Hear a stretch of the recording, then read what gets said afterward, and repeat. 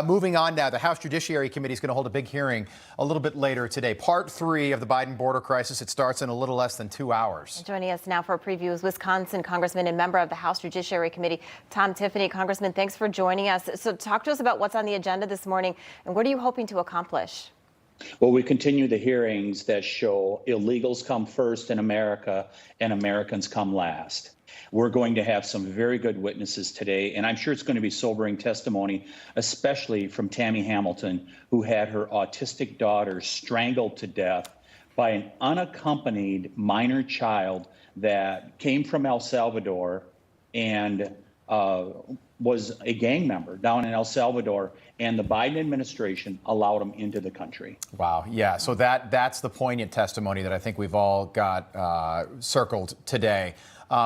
What are you expecting to hear? And then this is what I've been watching as we've watched these. Ever since Kevin McCarthy became Speaker, Republicans have kept their promises and held power to account, holding various hearings on various topics. But Democrats aren't playing ball at all. What do you expect from your colleagues on the other side of the aisle this morning while you're hearing testimony from this family? Obfuscation, misdirection. They're going to say, we feel so sorry for you. I mean, I can just hear it this morning because we've heard it so many times when, like, we've had the fentanyl families in where they've had a young loved one that has been poisoned.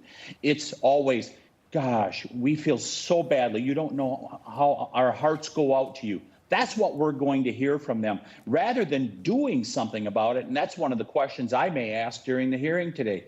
Would you rather have sympathy from a few people, or would you rather have legislation that passes that secures the border to make sure we don't end up with another Kayla Hamilton?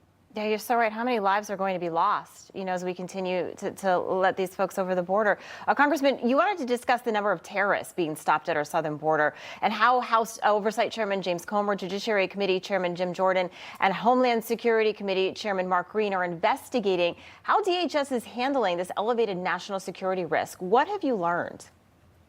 So we have, about 1.5 million gotaways now. We've already had more people on the terror watch list come into the United States in President Biden's short time that he's been president. By the way, it seems like an eternity, but it's been a short time in comparison to any president in the past. And so you've got an additional $1.5 million, 5 million gotaways. What does that look like in terms of the number of people that are coming into our country that may be terrorists? And our chairman of the subcommittee, Tom McClintock, has been saying it so well. It is only a matter of time before we have another terrorist attack that may have incredibly deadly consequences for Americans. Yeah, Congress, we've got Senator Ted Cruz waiting in the green room right now, just about 15 seconds. But, the House passed that border security bill a couple weeks ago. Dead on arrival in the Senate, huh?